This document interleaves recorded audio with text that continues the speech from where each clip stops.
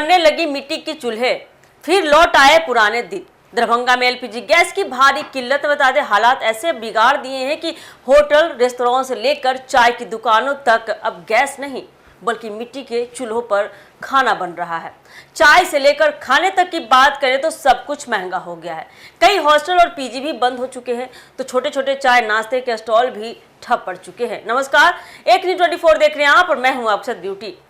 अगर आप भी चाय के शौकीन हैं या रोज होटल ढाबों का खाना खाते हैं तो अब आपकी जेब पर इसका गहरा असर पड़ सकता है। दरभंगा में एलपीजी गैस की भारी किल्लत ने आम लोगों से लेकर बता दें होटल रेस्तरां तक की जिंदगी उलट कर रख दी है। हालात ऐसे बिगड़ गए, कई हॉस्टल और पीजी बंद हो चुके हैं, छोटे छोटे चाय नाश्ते के ठेले ठप पड़ गए हैं और जो होटल किसी तरह से चल भी रहे थे वहां खाना और चाय दोनों महंगे हो चुके हैं। इस संकट के बीच कुम्हारों ने आपदा को अवसर में बदल दिया है और मिट्टी के चूल्हों की मांग बढ़ा दी है।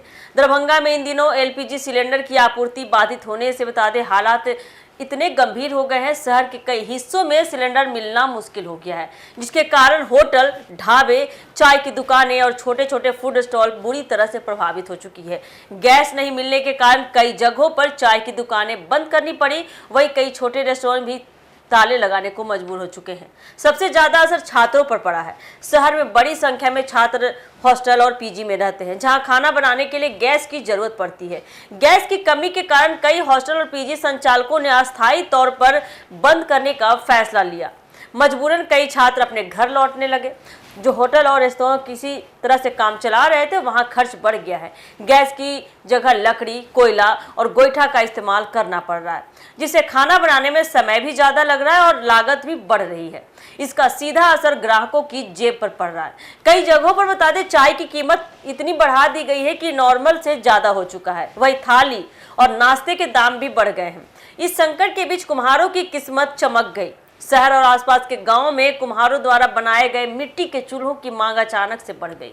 होटल संचालक, ढाबा मालिक और आम लोग मिट्टी के चूल्हे खरीदकर लकड़ी और कोयले से खाना बनाने को मजबूर हो चुके हैं। कई कुम्हारों का कहना है कि बरसों बाद उनके चूल्हों की इतनी ज्यादा मांग देखने को मिल रही है। गांव में तो लगभग हर घर में अब मिट्टी के चूल्हे जल रहे हैं। लोग लकड़ी, कोयला और गोईठा के सहारे खाना ही बना रहे हैं। हालांकि यह व्यवस्था अस्थायी है और लोगों को काफी परेशानी भी झेलनी पड़ी है, जिसके कारण अब सबसे बड़ा सवाल यह खड़ा होता है कि आखिर इस गैस संकट से लोगों को राहत कब मिलेगी। होटल मालिकों और छात्रों और आम नागरिकों की नजरें प्रशासन और गैस एजेंसियों पर टिकी है। अगर जल्द आपूर्ति सामान्य नहीं हुई तो स्थिति और भी गंभीर हो सकती है। फिलहाल दरभंगा के लोग यही उम्मीद कर रहे हैं कि जल्द ही गैस की सप्लाई सुधरे और उन्हें इस संकट से राहत की सांस मिल सके।